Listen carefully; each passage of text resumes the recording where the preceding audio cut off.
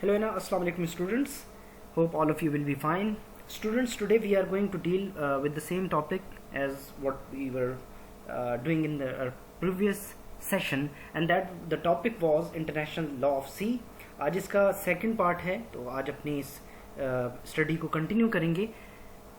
So let's go and start a topic, international law of sea.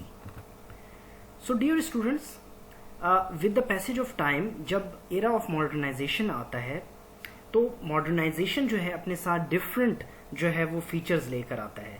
For example industrialisation, new technology, methods to explore and possible for states. अब इसका क्या मतलब हो गया? इसका मतलब ये हो गया कि जब एक मॉडर्न एज में दुनिया दाखिल हुई, जिस तरह हम कहते हैं कि 19th सेंचुरी मीन्स के 18th सेंचुरी से ऑनवर्ड जब 19th सेंचुरी में आप आते हो तो 19th सेंचुरी जो है वो कंसीडर किया जाता है एज अ मॉडर्न एज या मॉडर्न एरा, या इसको आप in other words modern century भी कह सकते हैं. जब मॉडर्न सेंचुरी आती है तो ये अपने साथ इंडस्ट्रियलाइजेशन लेकर आती है. नई इंडस्ट्रीज आती हैं, फैक्ट्रीज आती हैं, रोड्स आती हैं, इंफ्रास्ट्रक्चर आ जाता है आपके पास. इसमें नई टेक्नोलॉजी जो है आ जाती है आपके पास और न्यू इक्विपमेंट आपके पास अवेलेबल हो जाता है. इसके अलावा आपके पास डिफरेंट मेथड्स आ जाते हैं ताकि दुनिया को एक्सप्लोर किया जा सके और ये पॉसिबल हो सके स्टेट्स के लिए कि स्टेट्स को किसी और पे डिपेंडेंट होने की बजाय वो अपने आप पे डिपेंडेंसी जो है वो शो करें और अब सेल्फ डिपेंडेंट बन जाएं. अब हुआ ये कि जैसे ही मॉडर्नाइजेशन आता है तो states starts to exercise their sovereignty. अब स्टेट्स ने जो है वो अपनी खुद मुख्तारी जो है सॉवरेनिटी उसको जो है प्रैक्टिस करना शुरू किया और स्टेट्स ने कहा कि हम खुद मुख्तार हैं अपने डिसीजंस लेने में.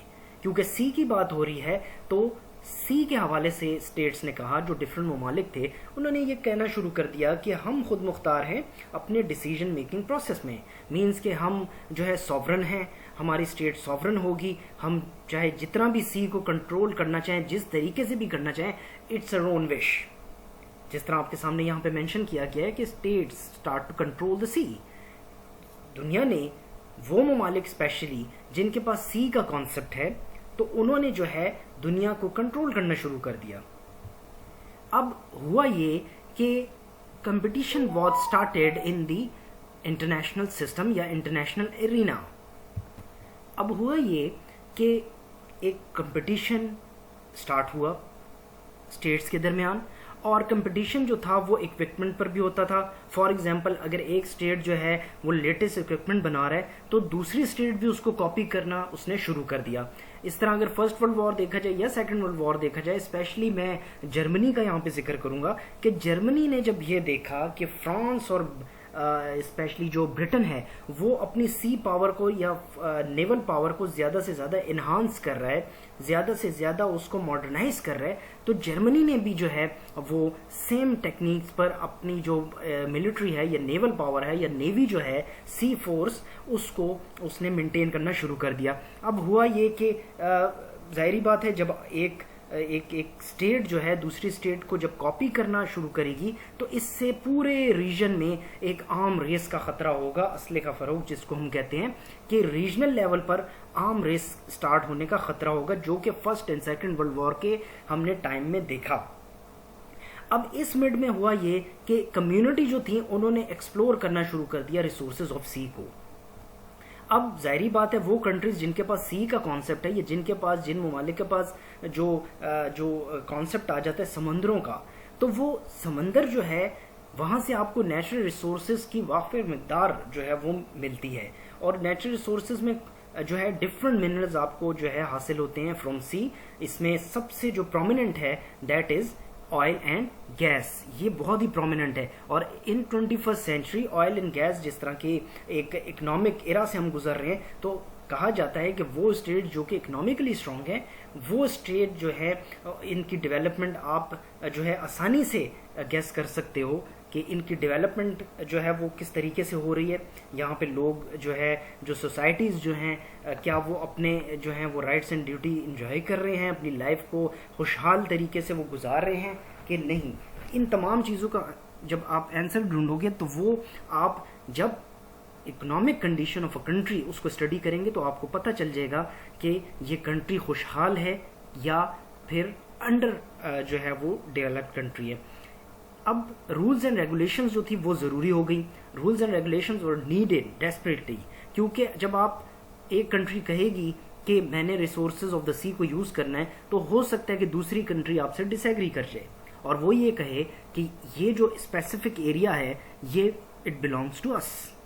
तो अब दोनों की बात नहीं बनती, दोनों एक दूसरे के खिलाफ जो है वो वॉर डिक्लेयर कर देंगे। डेफिनेटली इस पर एक फाइट होगी, इस पर एक क्राइसिस बनेगा, और जब क्राइसिस को आप सॉर्ट आउट नहीं करोगे तो वो आपको एक बड़ी वॉर की तरफ ले जाएगा। डियर स्टूडेंट्स, इस स्लाइड को अगर आप गौर से देखें तो इसमें आपके पास डिफरेंट इमेजेस हैं। जैसा मैंने आपको बताया कि रूल्स एंड रेगुलेशंस क्यों ज़रूरी होते हैं, इसलिए कि अगर फॉर एग्जांपल कोई कॉन्फ्लिक्ट आता है तो कॉन्फ्लिक्ट में कोई अपनी गलती मानने को तैयार नहीं होता। एक स्टेट गलती करती है तो दूसरी स्टेट को ब्लेम किया जाता है, दूसरी स्टेट को जब ब्लेम किया जाता है तो वो फर्स्ट स्टेट पर जो है वो पॉइंट आउट करती है, ठीक है, फिंगर्स। तो द थिंग इज दैट कि एक दूसरे के खिलाफ आप ऐलान जंग करते हो, एक छोटा सा कॉन्फ्लिक्ट होता है और इस मिड में होता ही है कि वो छोटा सा कॉन्फ्लिक्ट जब एक क्राइसिस में तब्दील हो जाता है, वो क्राइसिस आपको एक बड़ी जंग की तरफ ले जाता है। और जब जंग की तरफ आप लोग जाते हो तो अल्टीमेटली उसका रिजल्ट जो है वो डिस्ट्रक्शन की सूरत में सामने आता है। तो इन तमाम चीज़ों से बचने के लिए जो है लॉ ऑफ सी में जो है उसको लॉ ऑफ सी को जो इनिशिएट किया गया with the passage of time, उसकी यही वजह यही थी बेसिक कि इन तमाम जो मैंने आपको अभी फीचर्स जो है वो बताए हैं, आपके सामने डिस्क्राइब किए हैं कि डिस्ट्रक्शन ऑफ वॉर, जो कि जाहिर बात है वॉर सिर्फ लैंड पर तो नहीं होती, समंदर में भी जंग होती है, समंदर में भी टेरिटरी होती है, और इसके अलावा समंदर में आप नेचुरल रिसोर्सेज को यूज़ करते हो। तो जिस वक्त तक एक कंट्री को ये नहीं पता होगा कि मेरी लिमिटेशंस क्या है समंदर में,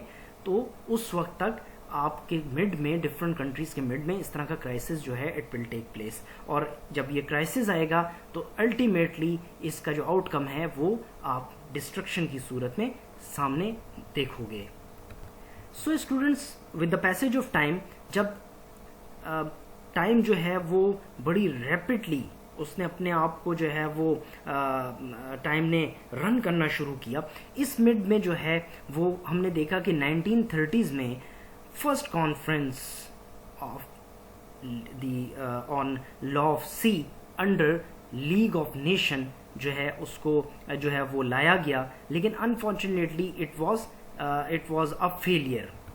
ठीक है, लीग ऑफ नेशन के अंडर जो कन्वेंशन हुआ था, convention on law of sea, वो फेल्ड हो गया। अब इससे पहले कि हम आगे जाएं, मैं आपको यहाँ पर जो कन्वेंशंस हैं उसके हवाले से बताना चाहूँगा कि कन्वेंशंस या कन्वेंशन कहा जाता है इंटरनेशनल लेवल पर।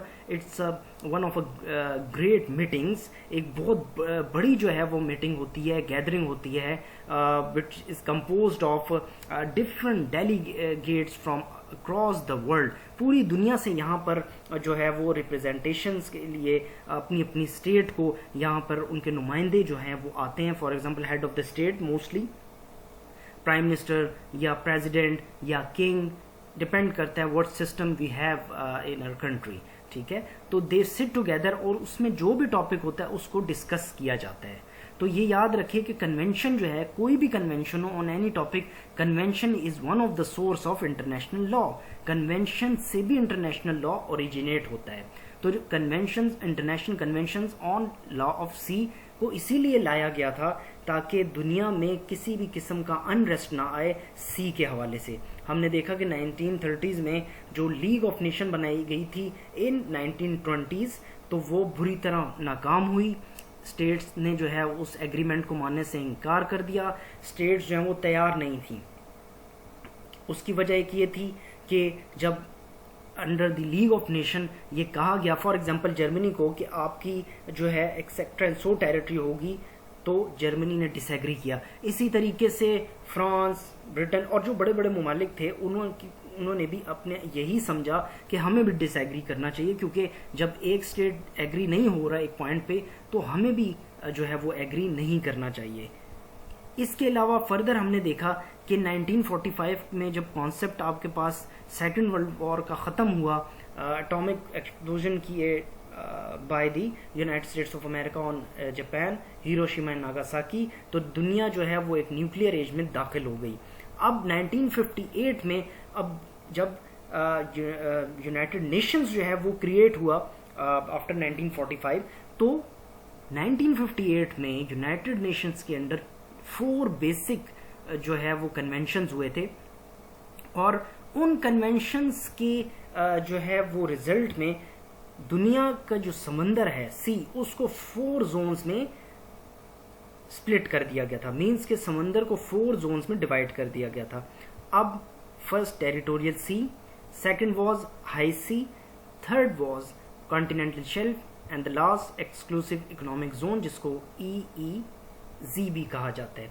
ये वो 4 जोन्स थे जिसको जो है यूनाइटेड नेशंस के अंदर जो है वो डिस्कस किया गया, और यूनाइटेड नेशंस ने कहा कि हमें जो है इस समंदर को 4 जो जोन्स हैं उसमें कैटेगराइज करना है। उसकी वजह यह है ताकि जो जितने भी ममालिक हैं, हम उन ममालिक को उनका अपना अपना राइट जो है वो दे सकें, और उनको बता सकें कि जो ममालिक जिनके पास सी का कॉन्सेप्ट है, प्रेजेंट है, और वो कंट्रीज जिनके पास सी का कॉन्सेप्ट नहीं है, वो इन जोन्स को किस तरीके से जो है वो यूज करेंगे। लेकिन इसके लिए उनको जो है वो इंटरनेशनल लॉ और सी जो है इसको फॉलो करना पड़ेगा। So students, I think it's enough for today. So if you have any questions, you may ask your questions, and for that आप हमारे जो YouTube चैनल है M.Abdullah एजुकेशन ऑफिशियल, इसको आप सब्सक्राइब कर लीजिए, इसको लाइक कर लीजिए, और इसको अपने फ्रेंड्स के साथ शेयर भी कीजिएगा। यहाँ पे आप कमेंट बॉक्स में जाके अपना क्वेश्चन भी रेज कर सकते हो, and we will please to answer your questions. Next time इसी चैप्टर को कैरी ऑन करेंगे।